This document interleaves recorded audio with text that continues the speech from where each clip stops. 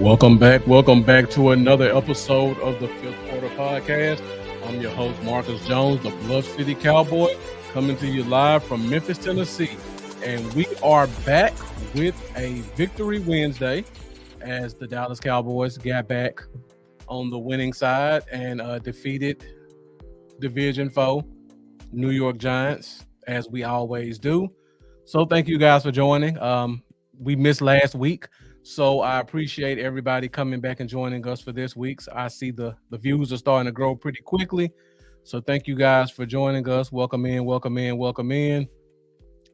If you haven't done so already, I see we have quite a few people watching from X. So for you X followers, if you use Facebook, be sure to go find us, DC4L, on Facebook. Hit that like button, join the group. Also find me, Bluff City Cowboys. Hit that like button as well. And if you can find your way to YouTube, we have two YouTube channels. One is the DC4L Facebook group, and then also my personal YouTube channel, Bluff City Cowboys.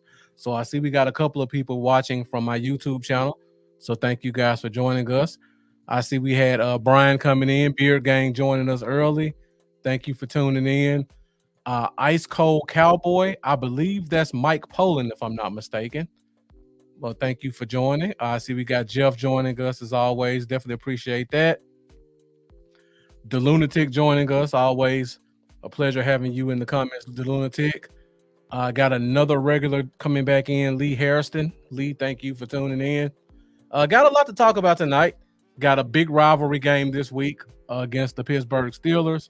So for everybody joining us for the first time, this show is fairly structured. I don't like to hold you guys for long, so I try to keep a structure to keep the show flowing. But as always, the show is fueled by Cowboys Nation.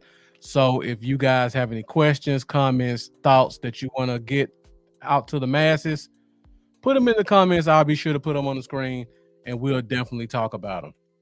So first off, we're going to do a quick game recap from last week's game against the Giants. Then we're going to look ahead against the Pittsburgh Steelers. We're going to look at some key matchups. We're also going to look at some X factors, players who aren't necessarily household names, but could definitely have a major impact on the outcome of the game on both teams. And then we'll do some over-unders just to get a feel for Cowboys Nation on how you think certain guys will perform. So, got a lot to talk about. I see the comments are already starting to go off. The Lunatic saying Guyton getting close to if refs see it close, they're gonna call a hold on him. Well, they called a couple of them, the Lunatic, so he's a lot closer than you think.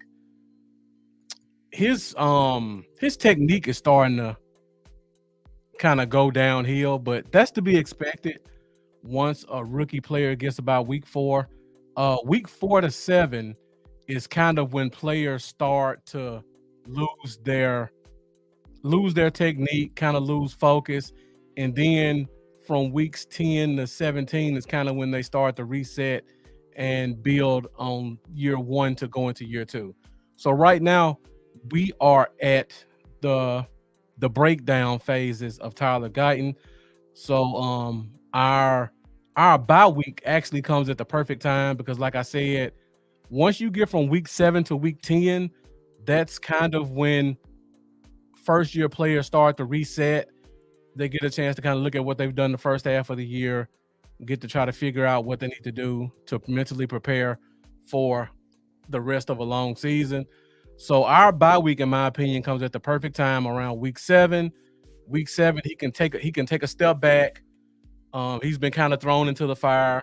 He can sit down, kind of take a look at what he's done, and then he can kind of recalibrate to see how he can fix certain things going into the rest of the year.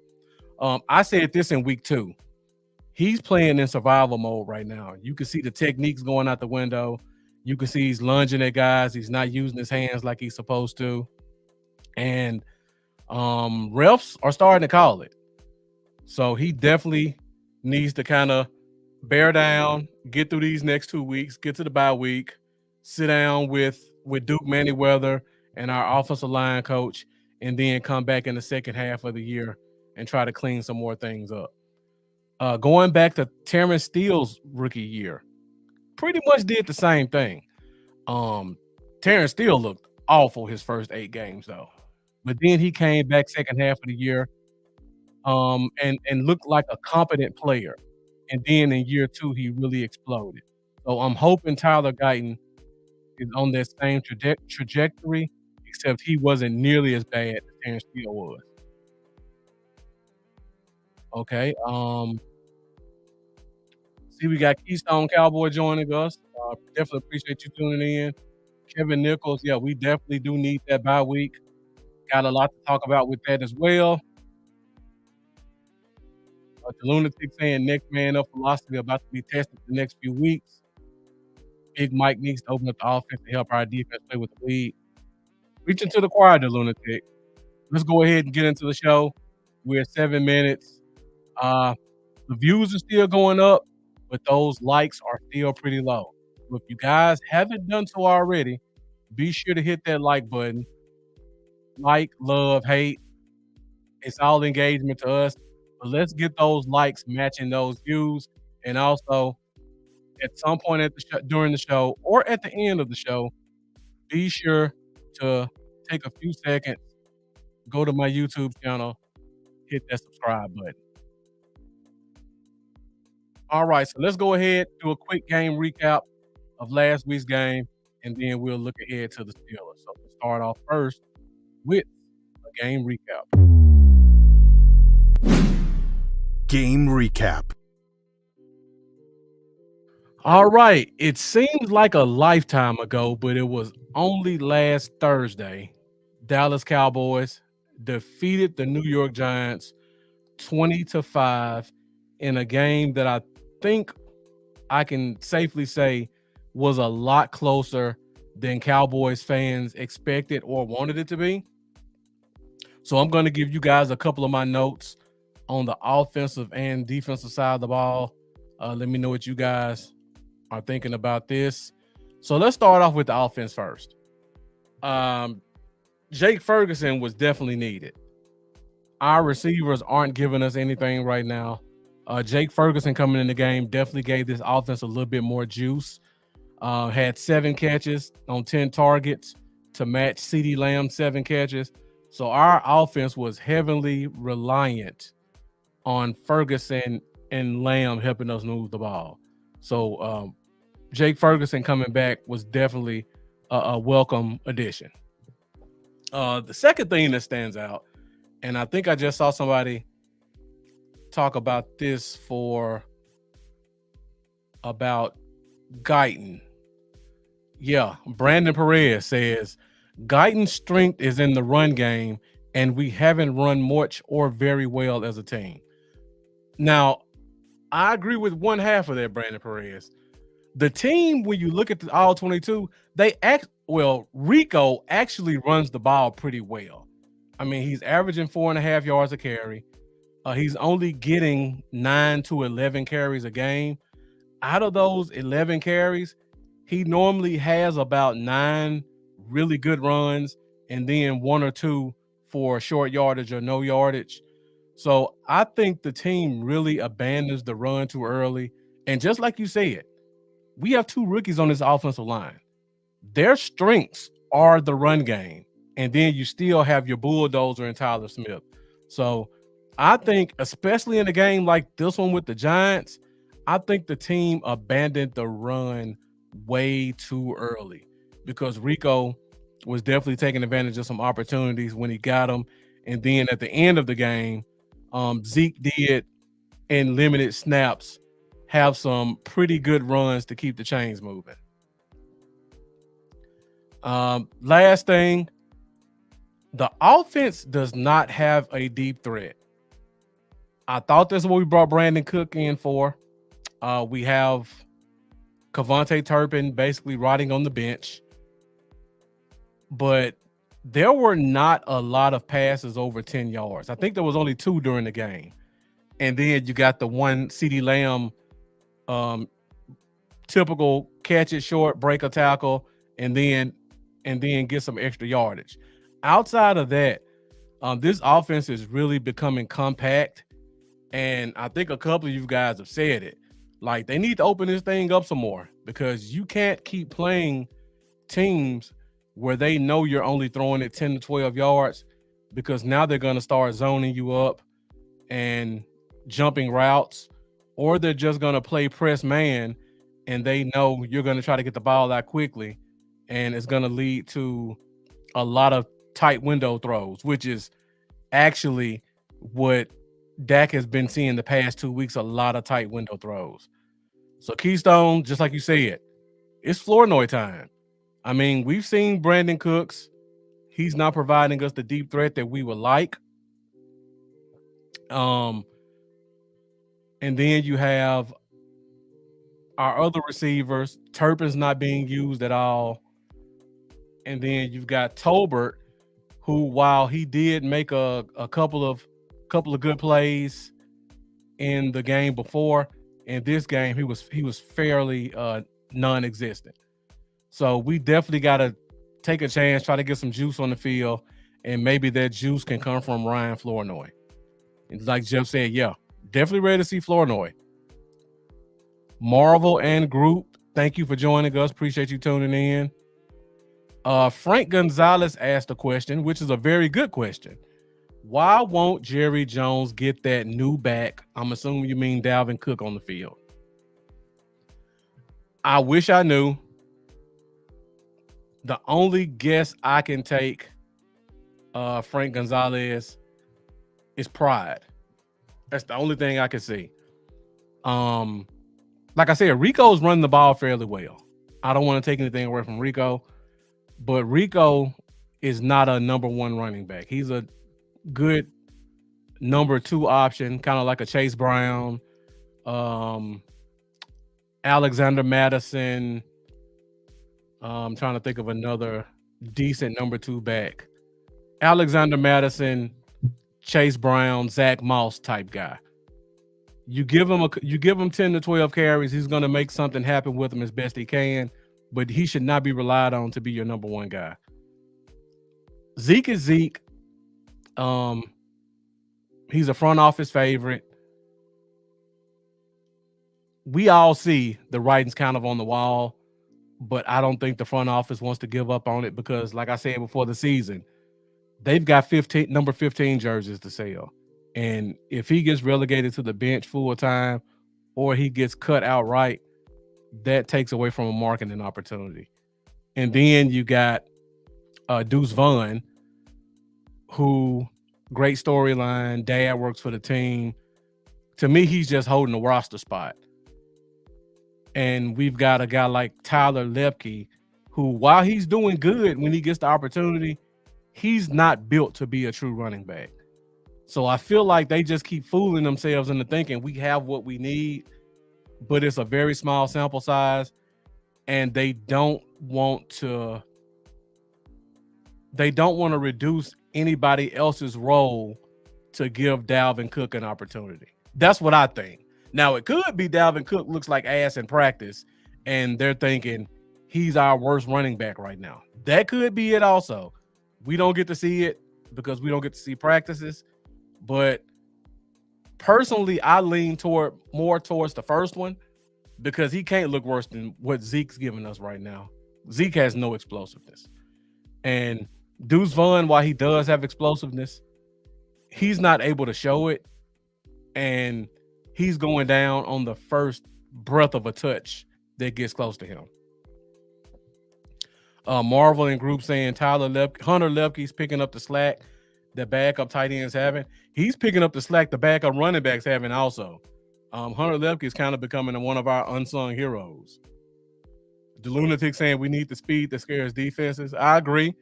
I personally think none of these guys are the option. I would rather see the team go get some second, third year backup running back who still has fresh legs and some juice and put them in the backfield than seeing what we have right now. I would love to go see them get Tyler Algier. no matter what the draft pick is, or a second round or up. Tyler Algier. The running back, Izzy from the Jets, just riding on the bench. 225, 4.3. We should go make a call about him. I would even be interested. We can go to Chicago. They've got Khalil Herbert not touching the field. I would even be interested in going to somebody's practice squad and getting like a Michael Carter Jr. that used to play for the Jets. I would be interested in bringing him in and bringing him on the practice squad. But we have to do something. We need some speed. We need some youth. We need some explosiveness, like you said, the lunatic. Metal Method 99 plus Steelers fan. So thank you for joining us tonight for the show. Always good to have another perspective on what we're talking about. So feel free to leave questions and comments. Metal Method. We are a very respectful show here, so the fan base is going to treat you with respect. We ask that you do the same as well. Kevin Nichols saying, what run game? No, I agree. Let's see. Metal Method asks, who will be going up against TJ Watt? Stick with us in a few minutes, Metal Method. We're going to talk about key matchups, and that's definitely going to be one of our key matchups. Ice Cold Cowboy saying Deuce is gone by Thanksgiving. I hope so, but we'll see, because I agree with Marvel and Group. The coaches are stubbornly stupid when it comes to play calling, and I'll also add personnel. And you're saying there's no way Dalvin Cook is looking bad in practice. I don't know, but again, I'm just trying to find a logical reason why they're not giving him a chance. That's the only thing I can see why they won't at least call him up for the practice squad one time. Like, give us one time to give him a couple of snaps in a real game.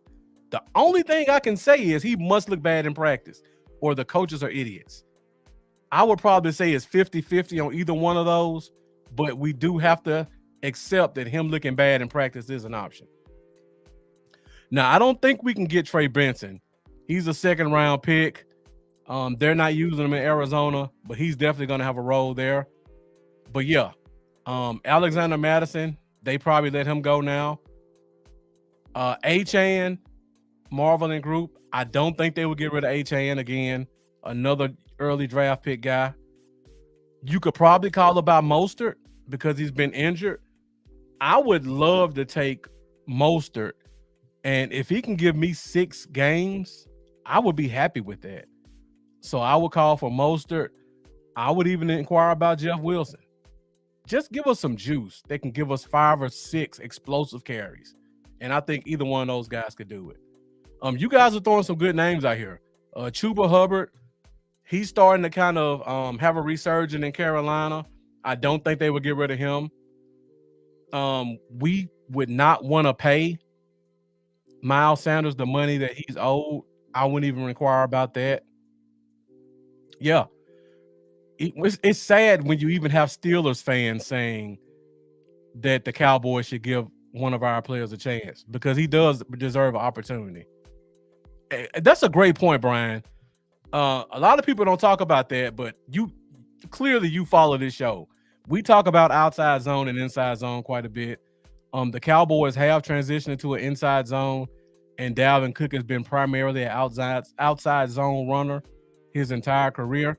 But again, throw a couple of outside zone plays in there for him, or let's see if he can run it inside between the tackles. Going from a outside zone to an inside zone is not as difficult as vice versa, especially if you're a running back that weighs more than 210. The only concerns you would have about transitioning from outside zone to inside zone is if you're a running back that weighs about $190 and you're running the outside zone. Then you may have some problems transitioning, running between the guards. But I think Dalvin Cook has the experience, the strength, and the size that even though he's been a outside zone guy, I think he can do enough to be effective in a new scheme. And Amanda joining us. Thank you for joining, Amanda. Definitely. Miles does hate Dallas. He's a born and raised Philly area guy, so he probably will reject the trade if they offered it. I think Cook and Rico could work also. I do too. I think, and I was going to talk about this later, but when you look at this season and you think about last year, before I started this show, I was doing another podcast and we were doing our bye week breakdown. And Amanda was on the show, actually, on the last podcast. And we were looking at the team from week 1 to week 9, I think was bye week. And every one of our statistics offensively were like all-time lows. Like Lamb was projected to get like 800 yards. Brandon Cook was projected to get like 350. Tony Pollard was projected to get like 600. And then something happened in the bye week. And then for the next 8 or 9 games, the offense completely exploded. So I'm still holding out hope that something can happen during week 7. Somebody sits down and analyzes where we are. And then coming out of the bye week, we see a lot of changes being made. So I'm still holding out hope. But the Dalvin Cook situation is definitely a head scratcher right now. And Frank Gonzalez summing it up. The Joneses are our as well as their own worst enemies. All right, guys, let me get back into it. We got to talk about the defensive notes from last week's game, and then we'll look ahead to the Steelers game. So on the defensive side of the ball, when I watched that game, I know people say, okay, we played well against the run. But if you really watch the game, the Giants did us a ton of favors.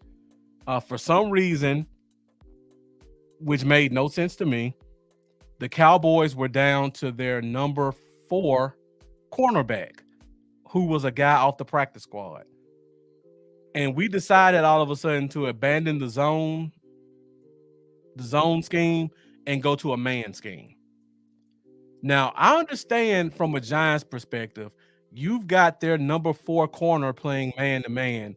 Let's go 4 wide, 5 wide, spread them out, and see if we can take advantage. And they did a good job of that because Andrew Booth got put on the bench before the first quarter ended.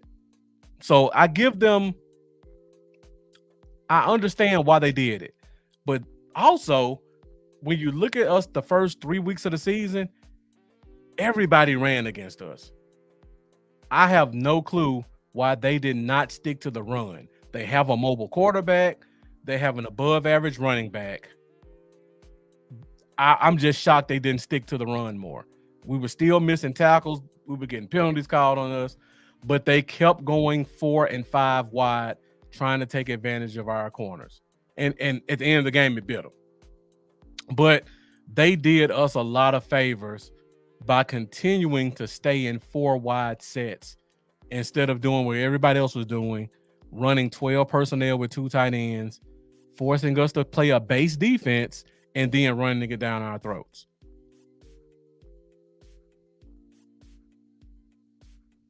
And like I said, the players this week were a little bit more committed to playing the run. You can see it in the way Singletary averaged like 1.5 yards a carry.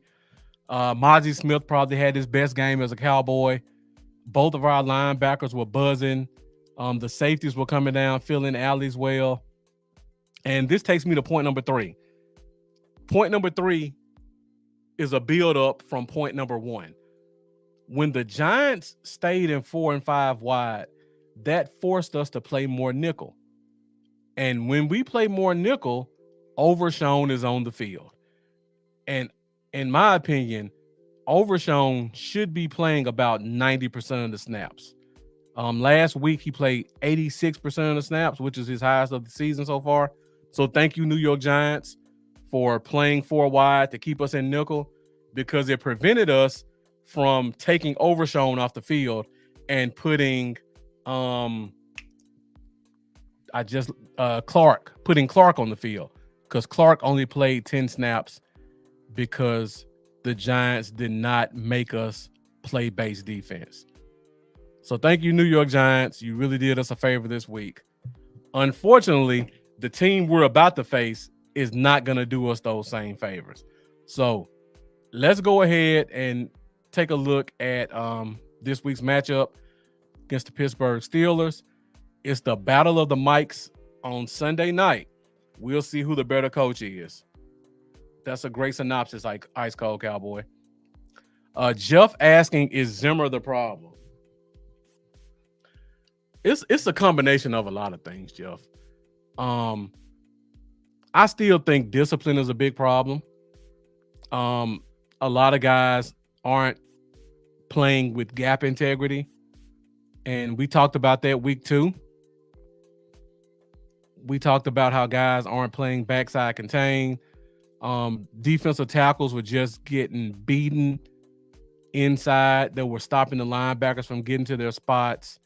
Those aren't coaching issues. Those are player issues. And Mike Zimmer's known for that double A gap scheme. Well, when teams are running it down your throat and the few times they do pass it, they're going 30, 40 yards. It takes Mike Zimmer out of his scheme elements. So we don't really get a chance to see what Zimmer can do. We got to see a little bit more of that with the Giants. So we just got to hope the games stay more competitive and we can try to get them in longer yardage situations on 2nd and 3rd down. And I think Zimmer will be okay. But this game is going to be a real test. Jack Meeker said, very good defense. Let's go ahead and take a look at this week's matchup against. Well, before we do, we have one very major storyline that we do have to cover. We're at 28 minutes. Those views are still going up. So for you guys joining us on YouTube and Instagram, thank you guys for watching. Amanda, if you haven't done so already, please make sure that you share this to the other DC4L group, because I see that the views in the DC4L groups are far lower than they are from my YouTube channel and my Twitter. So if you can, please make sure that you share it to those two groups. And as I say that, I see the views in the DC4L group starting to go up. All right, so let's go ahead and take a look at some of our storylines for this week's game. There's only one. Storylines. The big storyline of this week's game is major injuries. So Brian asked the question, no Micah or D-Law, do you think we can do better with containment with Fields and make him beat us with his arm? Great question, Brian. I was just about to go to that. So I got to talk about this first. Micah Parsons, high ankle sprain. I think we probably won't see him until week 8 after the bye. So I think this is probably a 3-week injury minimum. I don't think it's a 6-week situation with him. And even if it is, I think Micah's the type of guy that after 3 weeks, he's going to just take the pain and get on the field. D-Law is a serious concern for me. D-Law's like 34 years old. He's dealing with a Liz Frank injury.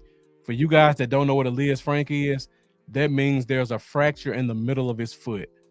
That is a very serious situation for any player, let alone a guy in year 12 or 13. I personally don't think we're going to see D-Law the rest of the year. That's just my opinion. But I'm sure they're going to hold out hope that he can come back. He's not opting for surgery. So I think he's going to just try to hold out. And then once it gets to a serviceable point, just wrap it up tight, take those shots, and try to deal with the pain. And then we just found out Brandon Cooks is dealing with an infection in his knee. So he's going to miss this week's game. So back to the question that Brian asked.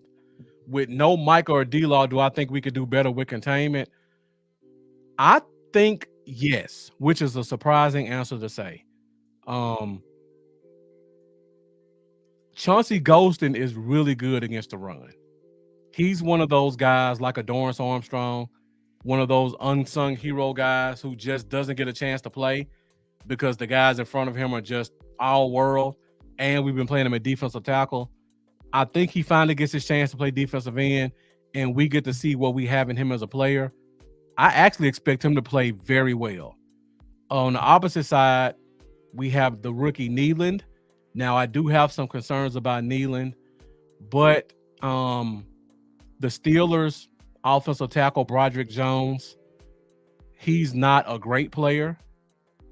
He's still kind of a developmental tackle, so I don't think he'll be able to dominate a Nealand like some more experienced tackle would. So I don't think he's going to give us any bad. I don't think he's going to put us in a bad situation. And then we just signed KJ Henry from the Commanders practice squad. Now, I know most fans don't know who he is, but I'm a diehard Clemson fan, so I know him very well. KJ Henry, 6'5", about 260, prototypical defensive end. He could play left side, he could play right side. He's got long arms, above average athleticism. The negatives for KJ Henry, number one, this is probably what stops him from being a starter. You said wrong, Henry? No, I think it is KJ Henry. So yeah. So Henry, the negatives for Henry, and this is why I think he's not a starter or a rotational backup. He does not have good hand placement technique. So he's kind of just out there playing off of athleticism at this point in his career. I think he's like in his third year, maybe second year. So he's still kind of learning the nuances of the edge position. He plays a little light in the pants, so you can run it right at him. But our other defensive ends had the same problem also. So it's not like you're losing much there. Where he does give us an advantage, and in his positive is he's a very smart guy. He's a great locker room guy, and he's always going to be technically sound. So if you're putting him on, if they're running read option with the Justin Fields, and this goes back to a question I think it was Jack Meeker. No, it was Metal. It was Metal Method, the Steelers guy. You asked a question about us with Justin Fields, and I apologize, I can't find the question, but I think it was something to the effect of how are we going to stop him. I like Henry as a set the edge guy. He's a smart guy. He's not going to be fooled. He's going to play what he's going to play. He's not going to play any hero ball. If his job is to backside contain, read it, and then go, that's what he's going to do. He's not going to immediately dive in like a Micah Parsons was doing or a D-Law was doing. So he's going to be technically sound. He's athletic enough that looking at the Steelers tackles, he may have some opportunities to win in one-on-one pass rush situations. So that's the positive for him. So I'm looking forward to seeing him get an opportunity to play. He's another one of those guys where if you look at the Commanders last year or 2 years ago, they had Chase Young, they had the kid from Mississippi State, name just escaped me. He was one of those guys that got lost behind those two guys, so he didn't get an opportunity. And then this offseason, you bring in Dan Quinn. Dan Quinn brings in Dorrance Armstrong. Dan Quinn brings in Fowler. So once again, the new young guy is kind of getting buried on the depth chart. That's how he ends up on the practice squad. I think he's good enough to be on the team. Thank you, Jeff. Montez Sweat. I think he's good enough to be on the team. I think he's good enough to contribute. So I'm expecting to see him play this week, and I'm expecting him to. I'm not saying I'm going to expect him to do well, but I'm definitely going to expect him not to make mistakes, and that's pretty much all you can ask. Frank Gonzalez saying, how many times has Dallas beaten the Steelers in Pittsburgh when we're good? I don't expect any miracle Sunday. I mean, I think the last time we played Pittsburgh, we did win in Pittsburgh, if I'm not mistaken. That was a couple of years ago, but if I'm not mistaken, we did. All right. And Metal Method saying, yeah, you guys do have a really young and inexperienced offensive line. If I'm not mistaken, you guys lost your guard, Pro Bowl guard. I think it's James Daniels. And you guys just signed a guard off the street yesterday. And he's probably going to be expected to play this week. So there's some opportunities there. You guys have a rookie at center, a guy that Cowboys fans all liked in Zach Frazier. And then you guys have the two young guys on the edge in Broderick Jones. And I can't remember your other tackle's name. I apologize. But yeah, we got a lot of injuries to deal with. So I'm hoping the guys that come in can take advantage. And the last one was Brandon Cooks. We almost got to see Flournoy. We almost got to see it. Thank you, Dan Moore. Dan Moore is your probably your left tackle, because I would expect Broderick Jones to get put on the right side. All right, guys, we're at 37 minutes. Let's go ahead and dive more into this Cowboys versus Steelers matchup.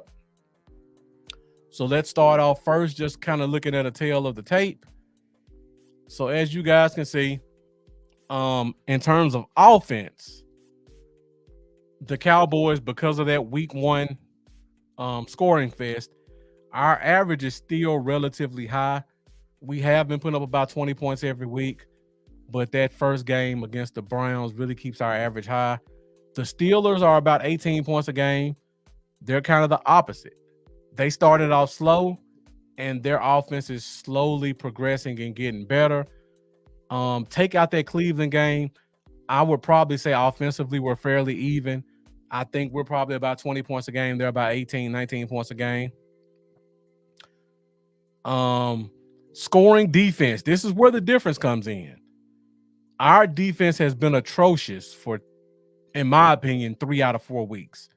The Steelers have been the best defense in the league.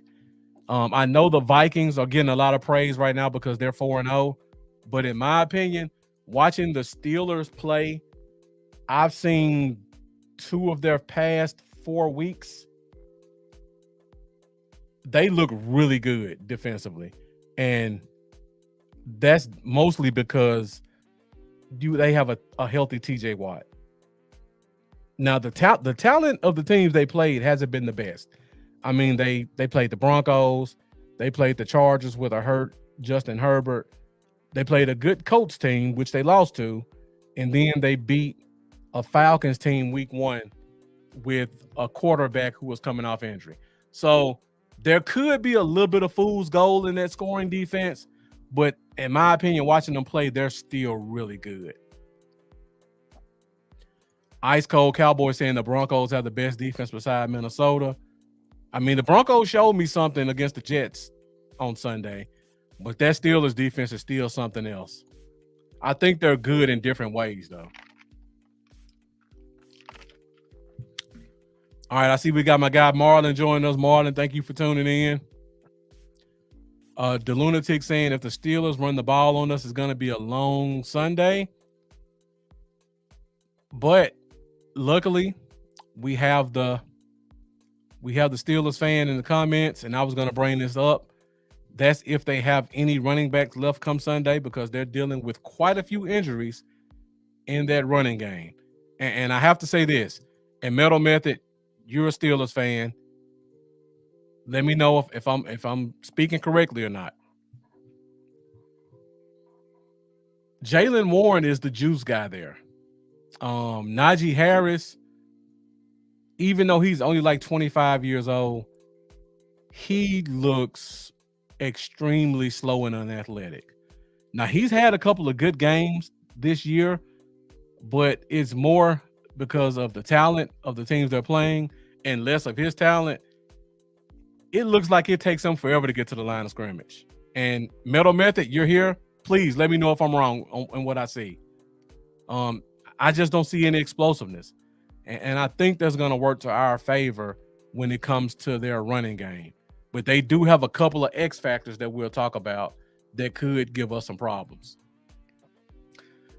You know what? I didn't want to say that, but it's not that bad, Jeff. But considering Najee's only like 25 years old, it's pretty bad. It's pretty bad for sure. All right, guys, we are at 41 minutes. Let's go ahead and break into some of our key matchups going into this week's game against the Steelers. Key matchups. All right, so the first key matchup we got to talk about, and this is the biggest one. We talk about their scoring defense. Their scoring defense is a direct byproduct of having a healthy TJ Watt. Now, watching TJ Watt play, this could be good news, bad news for Cowboys fans. He lines up probably 90% on the right side of the offense. So luckily, unless they change something, which I doubt, luckily Tyler Guyton won't see much of TJ Watt this game. But that's the good news. The bad news is Terrence Steele is going to get that work. So Terrence Steele versus TJ Watt, probably for the entire game, is going to be a very good matchup to pay attention to. Jeff says leave a tight end to help Steele. The problem with that, Jeff, and I thought about that too. The problem is we need our tight end in the passing game. So we don't need him trying to block on the way to going into his routes. We need him releasing unless one of our other receivers steps up and contributes offensively. So it's going to be a lot of Steele versus Watt one-on-one, I think. Feel the Steel, another Steelers fan joining us. Thank you for joining. Saying my Steelers haven't had an offense since 7 left. Arthur Smith is terrible. If you watched the Falcons last year, you would wonder how Arthur Smith got a job. I say this game is O-line versus O-line. Giving us his game prediction, Steelers 24, Cowboys 17. Come back and join us this Sunday, Feel the Steel. We'll be giving our game predictions on our Sunday pregame show. So Jeff saying go 12 personnel. That's definitely an option, Jeff. This is why I love this show. You guys are extremely smart, know the game. Our receivers aren't going to give us much, so it may be best to just go 12 personnel and keep a guy like a Schoonmaker, Brevin Spanford on that right side. Treat Jake Ferguson like a third receiver and just let him go and release. Brandon Perez, good point. Dak has been doing really well against pressure in the blitz and in tight window throws this year. So you definitely got to give kudos to him. Hope they can keep that up. All right, so let's go to some of our other matchups. We're talking wide receivers. Let's stay with the offensive side of the ball, and then we'll go to defensive. So, CeeDee Lamb versus Beanie Bishop. And I know a lot of you guys are going to say who, but Beanie Bishop, I think, is a second-year player, only 5'9". But when I watch the Steelers play, they play a heavy zone with what's called pattern matching. So depending on what side of CeeDee Lamb is on, Beanie Bishop, okay, thank you, Metal Method. He's a rookie. I thought he was a second-year guy, my mistake. But when they have a guy like a CeeDee Lamb, they play a little bit more pattern matching with their slot guy. So if he's on the side with the nickel, he's going to be playing more man while everybody else plays zone. And then those linebackers are going to kind of peep in on the inside. But this is our only chance to be successful this game. If you guys watched the Colts game last week, Josh Downs was eating them up on the inside. And his ability to eat them up caused those safeties to have to watch Downs a little bit more, and that opened up some things for Michael Pittman Jr. Hopefully, our only chance is if the same thing can happen this week, where a guy like a CD can get a couple of more eyes on him, and then our backup receivers can possibly take advantage. Or it brings one of those safeties down, which expands Jake Ferguson's route tree a little bit more. So definitely pay attention to this matchup, CD Lamb versus Beanie Bishop. This is going to be one of the main ways, if we win this game, that this offense gets opened up a little bit, because the way they run their zone, they can give some opportunities going deep. But the problem is we don't throw it deep. So it's going to be one of those, one side of the ball is going to break. And I hope it's their side. But we'll talk about that more on Sunday. The Lunatic saying 88 needs to have 15 targets and 2 or 3 carries Sunday. 100% agree. They got to keep feeding him the ball to open up that secondary. Jeff calling barbecue chicken on Beanie Bishop. We'll see. We'll see. All right, so looking at the team, yeah, this is what I'm hoping for, Jeff. You sneak Turpin in on a few deep plays.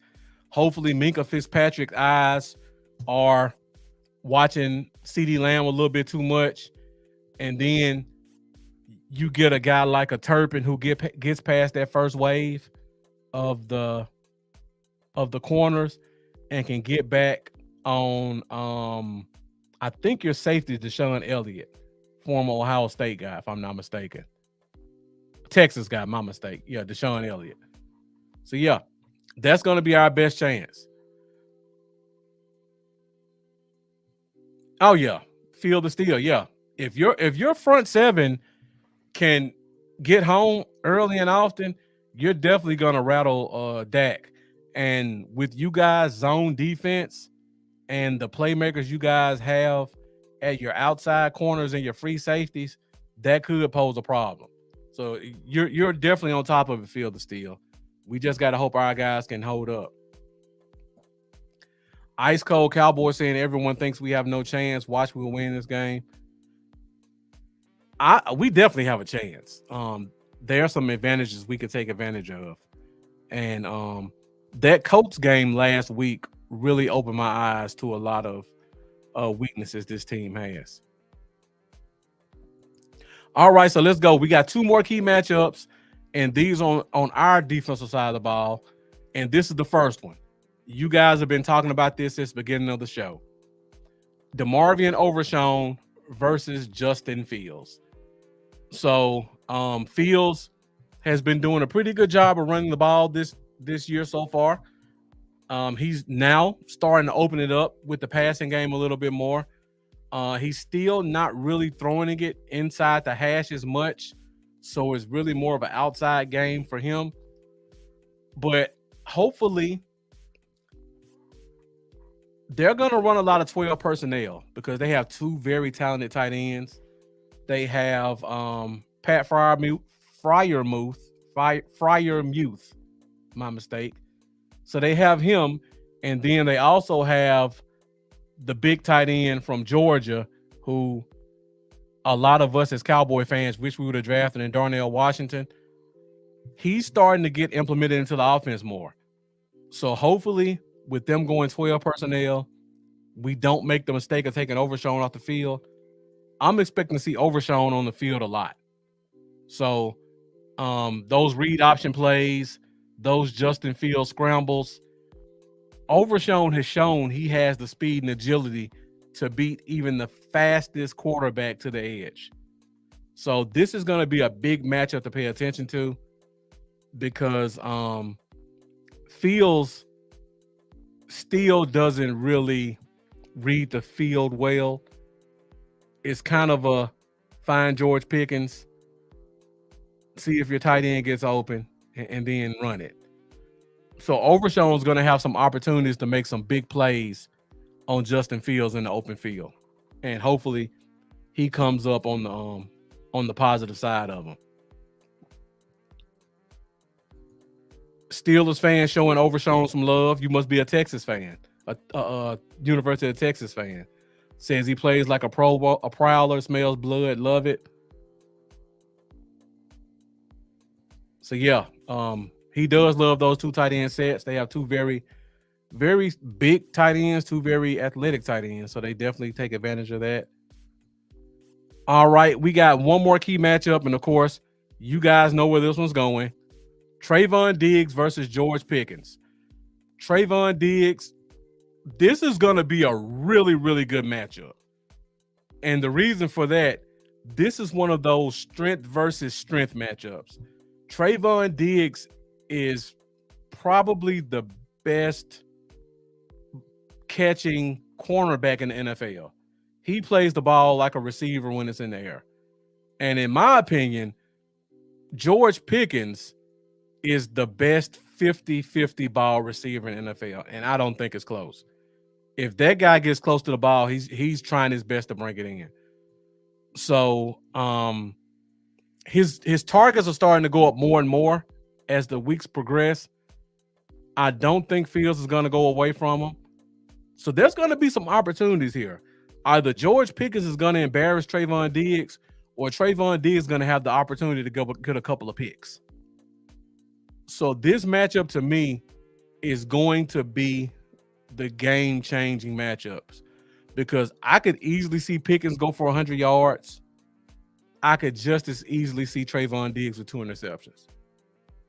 And if either one of those things happens, it's going to create a major shift from one team to the other. I mean, to be honest, I could see both things happening. I could see Pickens with 100 yards and Diggs with 2 picks. I could see both of them. Both of these guys are extremely talented in what they do, and I think he's going to get at least double-digit targets. And after last week's game, I see they're finally starting to open up the opportunities for Diggs to play more man-to-man. So I think Diggs is going to follow him because Pickens is primarily an outside guy. So this is definitely a great matchup to pay attention to. Ice Cold Cowboys saying Diggs my guy, so I see a pick 6. Definitely going to be an exciting matchup. Yeah, Pickens is not a slouch. Another guy, as Cowboy fans, we really wanted us to draft him in the second round that year, and he slipped right through our fingers. Brandon Perez saying Overshown in the linebacker core can only have a good game if the D-line does their job. Now, fortunately for us, Brandon Perez, they are dealing with some injuries, and they have some young guys on the inside also. So I'm not saying we're going to dominate, but I think they're inexperienced enough where it won't be a mismatch. Seven will tell 84-10. I'm throwing it, go get it. 14 don't have that. We'll talk about that in a minute. Jeff keeps throwing this question out. Jeff, I'm not taking that bait. I'm not making myself upset tonight. We all know what should have happened and what could have happened. I'm leaving it alone. Brandon Perez saying if they stop the run and force Fields to throw, we have the advantage. That Steelers offense is pretty good. They haven't really shown to be explosive yet, but they got some players. And as I bring that up, let's go ahead and go into our next segment of the show, and let's talk about a couple of the X factors we can expect to see in this week's game. So talking about the first X factor, and I think Metal Method, Feel the Steel kind of hinted to this one. The first X factor that they have is Calvin Austin III. Now, I know we got a lot of diehard draft guys in here. You guys are familiar with Calvin Austin, a former Memphis Tiger, super explosive guy, can take the top off of a defense. They haven't really shown it yet. I think he's averaging like 18 yards a carry, right? 18 yards a catch right now. So he definitely has big playability. And this kid can do pretty much everything Rashid Shaheed did with New Orleans. He has that type of speed and quickness.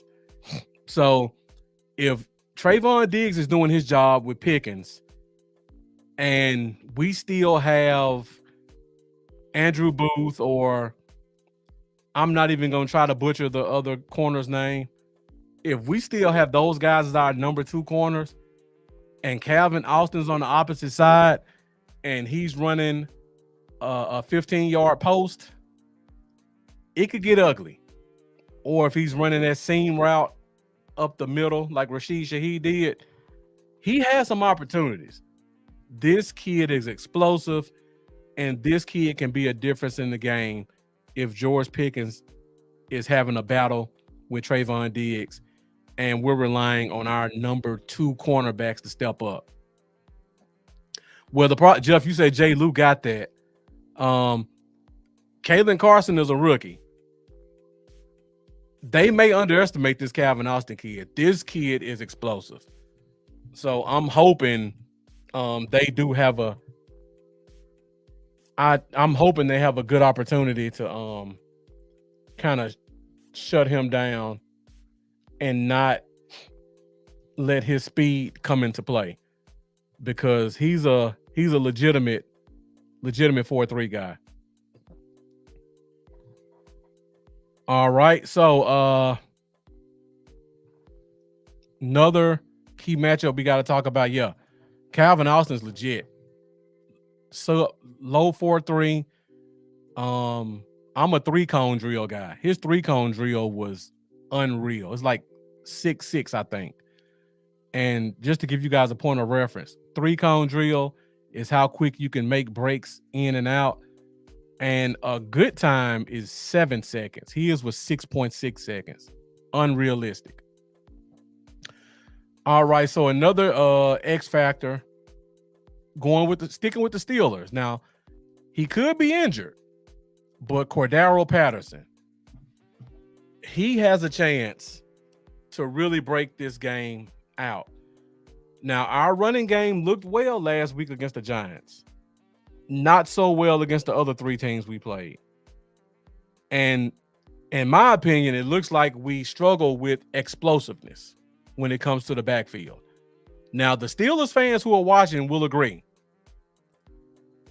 Najee Harris has no explosiveness. So if he's the guy in the backfield, that bodes well for our run defense. But Cordero Patterson, even at 32 years old, he is a very explosive player. He could take it to the house from anywhere. Yeah, that's what he brings, explosiveness. He could take it to the house from anywhere. He has the opportunity in the running game as a running back to take advantage of some possible bad positioning that we've kind of seen creep in and out in some past games. Also, we've been struggling with tackling as well. Yep. Harris sidesteps a lot. Well, to me, he's just slow coming out of his stance. I don't think it's more of a sidestep thing. But, I mean, you're the Steelers fan. I'm going to take your word for it. Yeah, we need both of our safeties to step up this game because they got a couple of explosive players. And somebody said Roman Wilson is expected to make his NFL debut. So, Steelers fan, let me know who Roman Wilson is. The name sounds familiar. I don't know why I think that's a linebacker. No, I'm thinking of Peyton Wilson. Is that who you're thinking about, Metal Method? Are you talking about Peyton Wilson?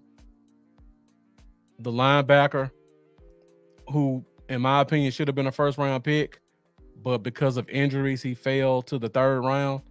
Or are you talking about Roman Wilson? Because I don't think I know who Roman Wilson is. Oh, Roman Wilson, the rookie wide receiver from Michigan. Gotcha.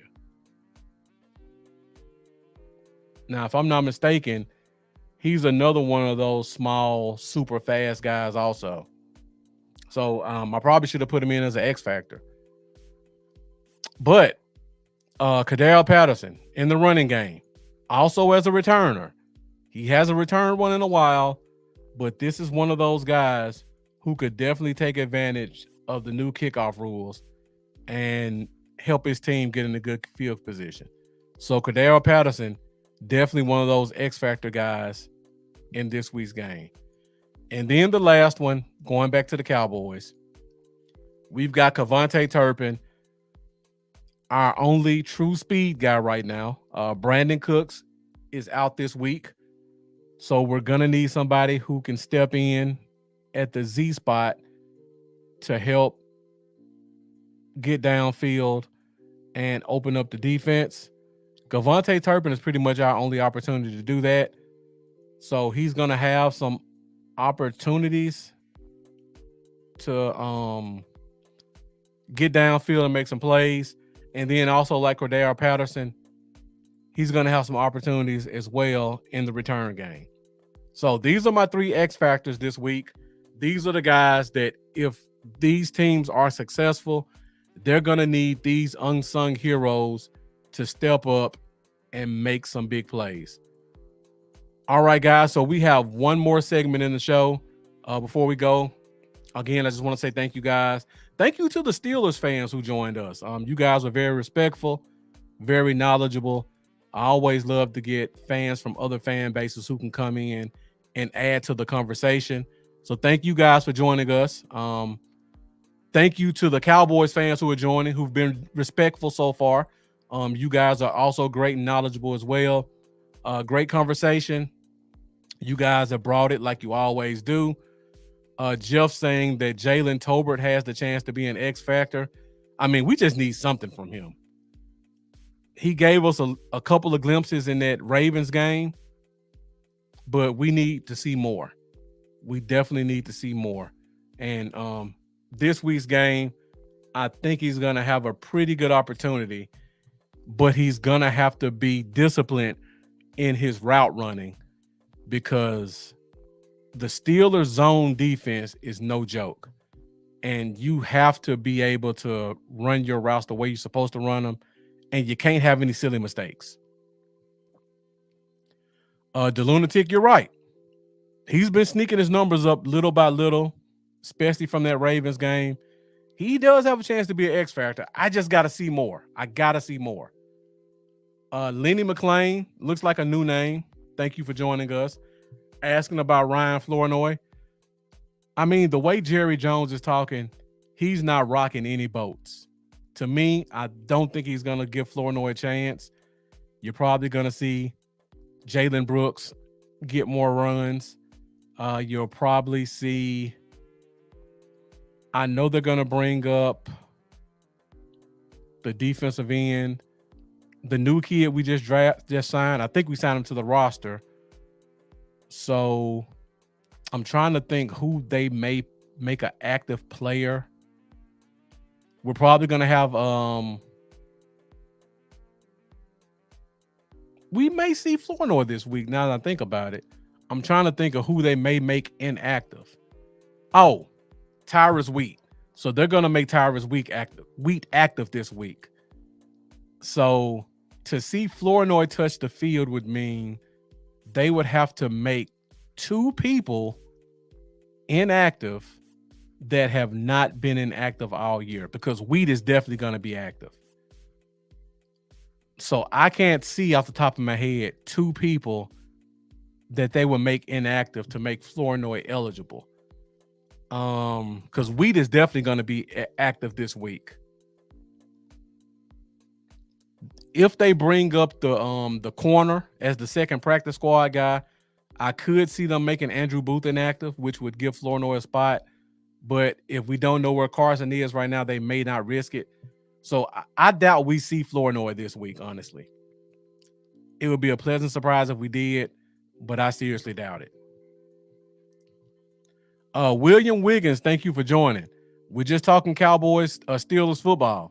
And you actually came in at the perfect time, because now we are in our most interactive segment of the show, which is our over-unders, where I'll give you guys some players and some statistics, and you tell me whether or not they go over or under those statistics. Jeff asking if Marquise Bell has been active all season, so he's definitely going to be active. Marie Wilson, we talked about this earlier in the show, and I gave you guys two options as to why Dalvin Cook's not playing. Number one, which I think is the most obvious and probably the most probable, Jerry Jones' ego and pride does not want him to limit Zeke's role or make Deuce Vaughn inactive. The other thing could be maybe he's just not looking good in practice, and he's looking worse than all of them.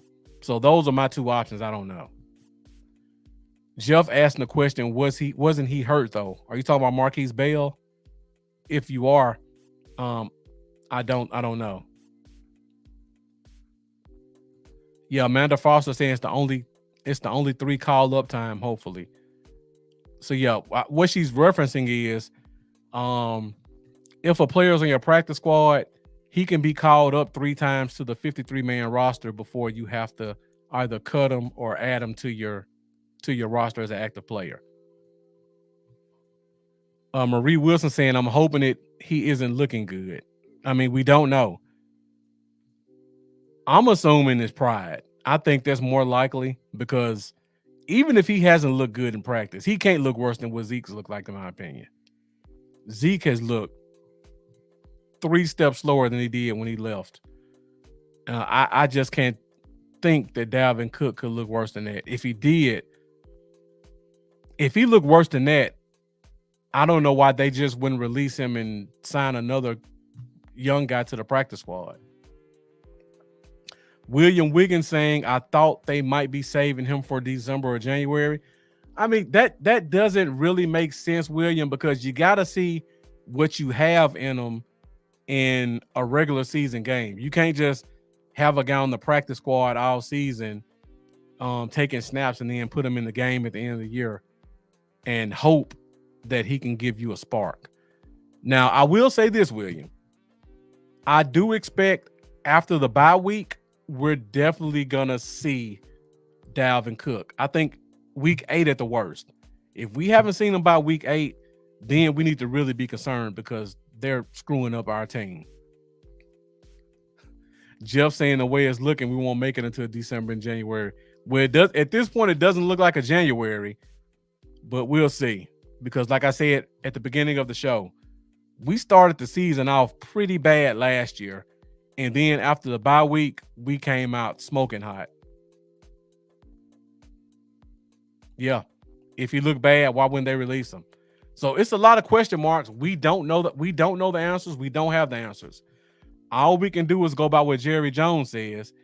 And according to Jerry Jones, in typical Jerry Jones fashion, you guys know the quote, we like our guys. All right, guys, last segment of the show. We're at an hour, 10 minutes. This is time for over-under. So if you haven't been communicating in the show, this is your chance to get in the comments. Let me know what you guys think about a couple of statistics that I've pulled out from this week's game, and let's talk about it. Let's get into some over-unders. Over-under. All right, first over-under. We talked briefly in the show about Overshown and how we're going to need him as a key matchup in watching Justin Fields out of the backfield. Justin Fields has been running it very well so far this year. Over under 50 yards rushing for Justin Fields in this week's game. Let me know your thoughts. Over under 50 yards rushing for Justin Fields. –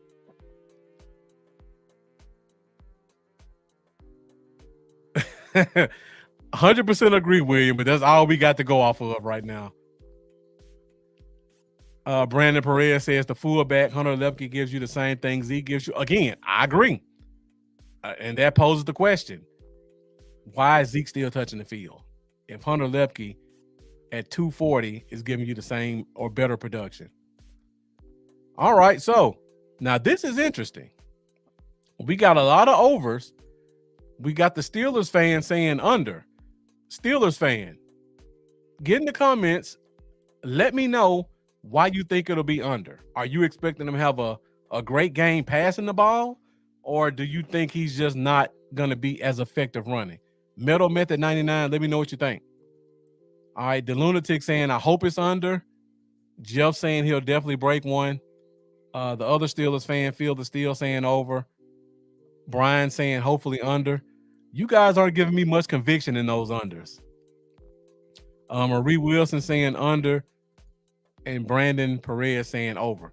So, yeah, Metal Method. Let me know why you think under. I'm just curious, as a Steelers fan, why you think it's going to be under 50 yards. Because from what I've seen from this team, there's no chance we hold him under 50 yards unless he just refuses to run it.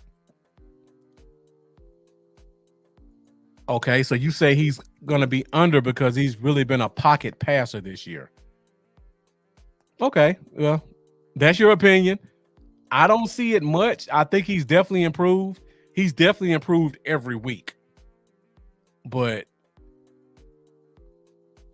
you haven't seen our run defense, Metal Method. It's going to be there for him. Yeah, our run defense hasn't had much conviction so far this year. Marie Wilson relying heavily on Overshown to do his job. Metal Method saying he hasn't really wanted to run this year. Okay. Always good to have a Steelers fan perspective. I mean, if I'm not mistaken, let me see where he is. He has 145 yards rushing. So what's that, about 35 yards a game? You said, I hope it's over. Yeah, I'm sure you do. So you're right. He hasn't been running it as much as I thought he would be. I mean, he's still running it 9 times a game. But just knowing Justin Fields, I would expect that number to be more comfortably in the double digits. But he is your second leading rusher right now. All right, so let's go to our next over-under. We talked about this in our key matchups. Trayvon Diggs will almost certainly be following George Pickens around the field. So over under 70 yards receiving for George Pickens. Let me know what you guys think. And Brandon Perez, I'm with you. If he doesn't want to run, that's perfectly fine with me.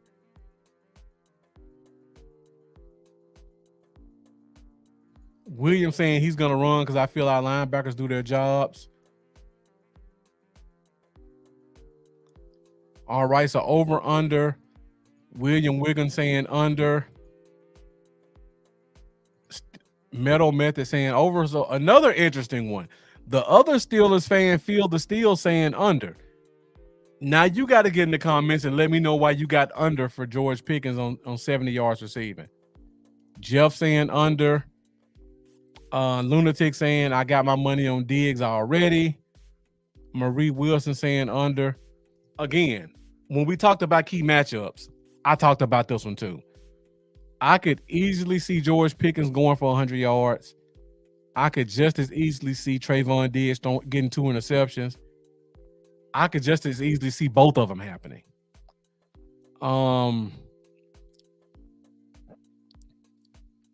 I'm probably leaning under on this one because in this type of matchup, I think the advantage goes to the defense. Normally it doesn't. It doesn't normally go to the defense. But I think Trayvon Diggs is just such a great play the ball in the air corner that he's going to come down with a couple of them. Now, if he makes the mistake and goes for a pick and George Pickens plucks it out of his hands or over his head, there could be a different story. But I can see him kind of taking this challenge on because Pickens plays like he wants to embarrass corners. So I'm definitely looking forward to seeing this one. All right, we got a couple of more unders. Marie Wilson saying Trey is due for a game-changing interception. Metal Method saying I could see Pickens getting his first touchdown of the season. You know what? I can see that also. I can see under 70 yards, but I can't see a touchdown because if they get close, he's definitely throwing it up for him. So that was definitely something to pay attention to. And Feel the Steel, Steelers fan saying, I don't know which 14 is going to show up, seen it before. Now, that's another good thing. He is fairly inconsistent. I've always thought it's been the quarterbacks that have been consistent, but you're the Steelers fan. You would know better than me. Dan and Elliot Morris saying our defense is going to get us that W. I'm assuming you're a Cowboys fan, Dan and Elliot Morris, so I appreciate you joining the show. Amanda giving us the cop-out answer with the push. You got to pick a side, Amanda. You got to pick a side. Metal Myth is saying 14's been different this year. Again, I think it comes down to quarterback. I don't know how you guys felt about your last quarterback. I didn't like him. I think you guys were smart to trade him when you could. And I think Justin Fields was an upgrade. And I think it's starting to be reflected in the play of George Pickens. Jeff says Wilson will go goon mentality and hit Pickens early. I agree with that. I think it's going to go to Pickens a couple of times. Yeah, it definitely has come down to quarterback. All right, guys. You guys have Horace saying it could be a push. All right, so let's go to another over-under. Now, this one's for the Cowboys fans. We talked about the Steelers. Now, earlier in the show, we talked about our storyline. Both of our starting defensive ends are out this week. So, we're going to be relying on two backups, Chauncey Golston and Marshawn Kneeland. Over under half a sack for our defensive ends. So, the question is, do you think one of these two guys will get a sack or not? Over under half a sack for Chauncey Golston and Marshawn Kneeland. Let me know what you guys think.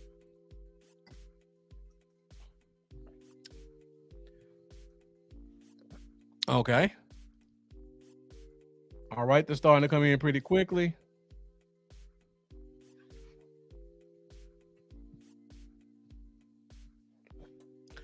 So, watching Justin Fields in Chicago and watching the preseason, he was holding the ball too long. He was getting sacked often. Steelers fans, let me know, has Justin Fields kind of shown the same thing in the regular season so far? Is he still showing the same bad pocket presence and taking silly sacks? I'm assuming because both you guys say over half a sack that you think he is, but I'm just curious. Okay, so over. Everybody's saying over. The Lunatic saying Leland gets his own sack. Seeing Fields going to be more of a pocket passer, I think over. Jeff calling this bold prediction early.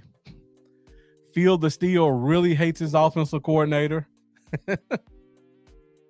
And the Lunatic saying Nealon has that motor that will get him a cleanup sack. And Metal Method saying he does not have confidence in our O-line.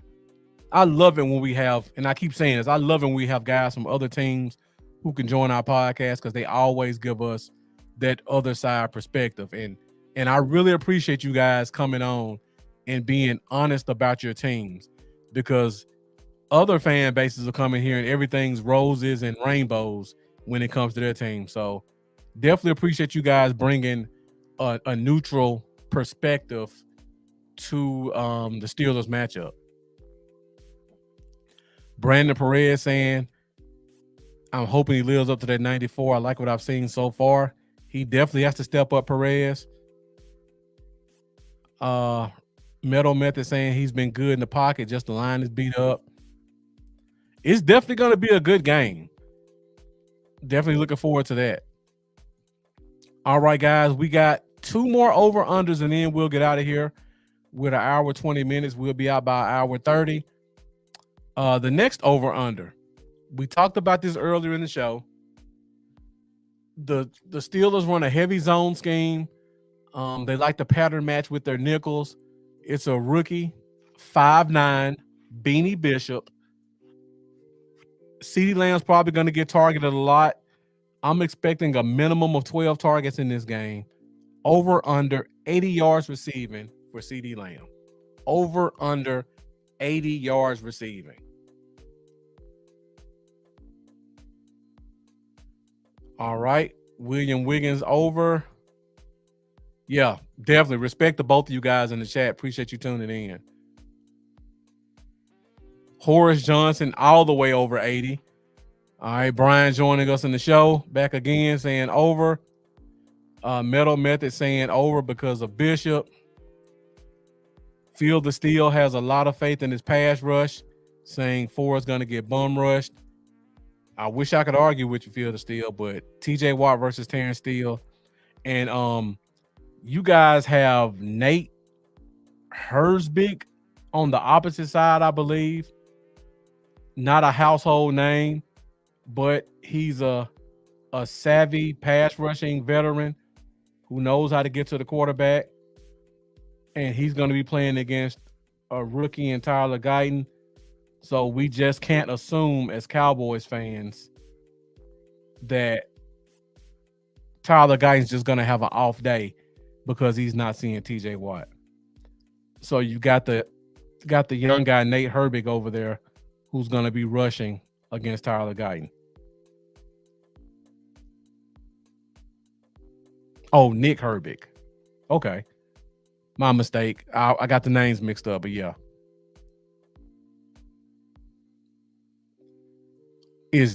Are you saying Nick Herbig is out for the season? Let me know if you're saying Nick Herbig's out for the season.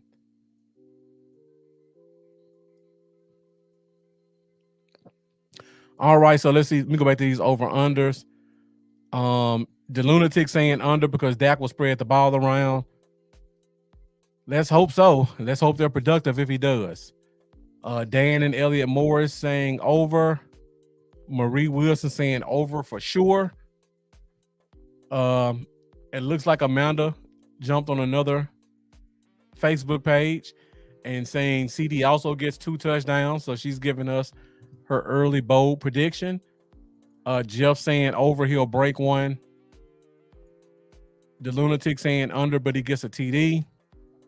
Dan Elliott giving us the yardage, over 100 yards. Okay.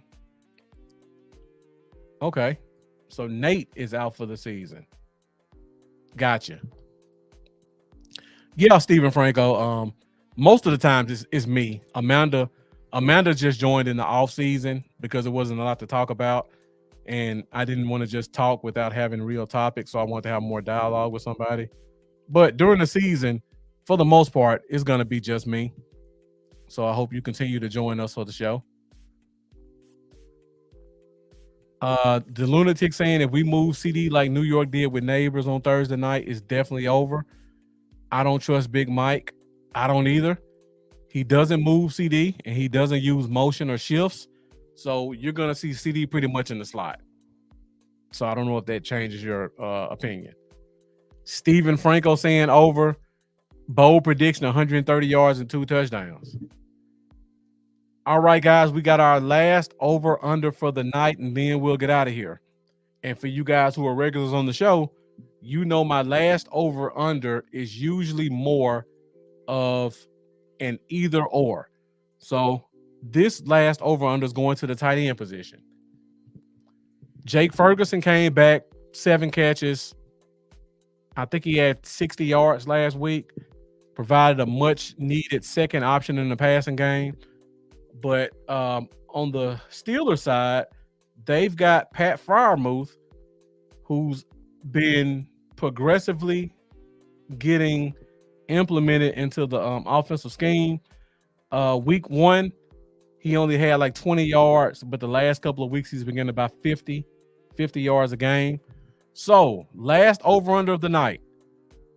Which tight end gets more receiving yards? The Cowboys' Jake Ferguson or the Steelers' Pat Freiermuth? Let me know in the comments which one you guys have. Which tight end has more receiving yards? Jake Ferguson, Pat Freiermuth. Okay. This one's going pretty much the way I expected. Oh, even the Steelers fan said Jake. That's interesting. Jake. Okay. Ferg easily. Ferg, Jake, Ferguson. Steelers fan has Jake, Marie. The Lunatic saying Ferg by more than 20 yards. Feel the Steel saying Freiermuth. Amanda, or whoever's on the DC4L page, is saying Jake. Steve Franco, Pat with like 30. Jake with a 75. Okay. Ferg will get 18 and a tutty. Ferg with Cooks being out. And that's the great point, Jeff. I was probably leaning Freiermuth until I found out Brandon Cooks was out. So last week, let me just pull up the stats. Last week, even though our tight ends always have great games against the Giants, the past 2 weeks, Ferguson's been back against the Ravens. He had 6 catches for 95 yards. Last week, he had 7 catches for 49 yards. I expect this week for him to probably have about 9 catches. Minimum. I think this is going to be a heavy Ferg game because Brandon Cooks is out. So I agree. Marie Wilson saying Freiermuth hasn't been performing consistently. I mean, in defense, no tight ends have really been performing consistently. But I think in a game like this, Freiermuth is going to be going against our safeties, which is what I think gives him a major advantage over Ferguson. Their safeties are much better than our safeties. Their linebackers are better in coverage than our linebackers, only because we don't use Overshown in coverage. So I'm just going by the matchup, and I thought based off the matchup, Freiermuth had an opportunity. But now that Cooks is down, I think the targets are just going to be way too high for Ferguson to not have a good game statistically. The Lunatic saying the Giants was not a must-win. We knew we would win. Pittsburgh is a must-win because if we don't split before the bye, we jumping off, as Dak said. William Wiggins saying I agree, even though we ain't using Cooks to his full potential. All right, so that's pretty much all I have. And to address your comment, the Lunatic, I don't think this game is as much of a must-win, only because this is an AFC matchup. So in terms of playoff seeding, it won't really affect us in terms of playoff seeding.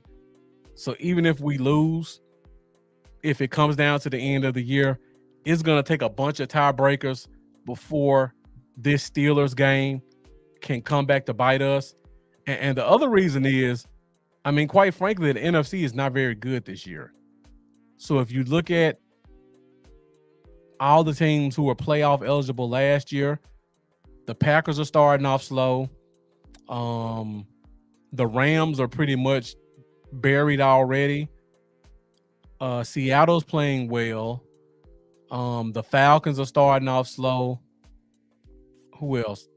Tampa. The teams that are good are looking good, but the teams who are fighting for those bubble spots are all kind of looking subpar. So even though we may drop this game, we'll still have some opportunities to make it up. Now that Lions game might be must win, and that all our division games are definitely going to be must win at this point, because if not, the Commanders are going to run away with it. And I never thought I'd say that within the next 10 years that the Commanders could run away with the division. But that Niners game, yeah, definitely going to be a must win. And that Giants game was definitely a must win, because you can't go behind in the conference and the division. William Wiggins saying, I don't agree. I think we need this win for the mental. Our guys are all in their heads. We need to go into the bye with momentum. I mean, I could see that in terms of momentum, but I mean, realistically, we're down two of our best players. We're on the road. Team with a good record. If we lose this game, it's not the end of the world, in my opinion. We'll still be 2-3. We'll have a chance to right the ship next week and then go into the bye week 3-3. So to me, win or lose, this game is not must win. The Lions game next week is must win. So I think we have a shot to get this game. But if we don't, we have some opportunities to make it up. Metal Method saying, all stuff aside, I have no idea how you don't get more recognition. I really enjoyed this stream. Well, I really appreciate that, Metal Method, coming from another team's fan base. That really means a lot. We're trying our best to grow this thing over here. So if you could spread the word, we'd really appreciate it, because we do play other teams in your division. I'm sure you know a lot more just knowledgeable football fans who just want to have a good conversation, and we're all open to it. We only have Cincinnati left. So if you want to come back and join us when we play Cincy and tell us about Cincinnati, since you're more familiar with them than us, please come back and join us. Or if you want to just come talk football in general, or join us for our off-season show. So yeah, definitely appreciate you. You gave some great questions and comments tonight also. Yeah, we definitely try to keep it classy over here. At the end of the day, we're all just football fans, just want to cheer on and talk about our teams and have good dialogue. And I think for you guys who join us on the fifth quarter, you see that's exactly what we do. We don't give you a lot of fluff. We don't have controversial takes. Everything we do is going to be researched, and it's going to be from a neutral standpoint. So definitely appreciate all you guys joining us. Brandon Perez, definitely thank you. Appreciate that. Hope to see you come back the rest of the season, like you say. Got a lot of football to talk about. Still a very long season ahead of us. The Lunatic already saying that if Campbell has another bonehead decision, Detroit game is a loss for me. The Lunatic, if you follow me for the past couple of years, Dan Campbell's middle name should be Bonehead. He's going to make bonehead decisions no matter what the situation is. That is the coach I trust the least of any coach in the NFL. So as long as he's wearing the headset, any team's going to have an opportunity, because he's always going to make a bonehead decision. All right, and like Amanda said, yeah, it's family friendly. I try to limit the cursing. Sometimes I let it slip, but for the most part, I don't get too emotional when it comes to this, because at the end of the day, I'm just a football fan whose favorite team is the Cowboys. So unless I'm watching the game live and I'm coming on right after the game, I'm usually pretty cooled off when I come here, win or lose. So you're always going to get a level-headed, non-emotional reaction when you join us at the Fifth Quarter Podcast. All right, so I think that's pretty much it. Thank you guys for joining us. We will have a pregame show this Sunday, so be sure to join us this Sunday at 11:15 a.m. Central Standard Time for our pregame show. We will be doing keys to victory. We'll do our game predictions.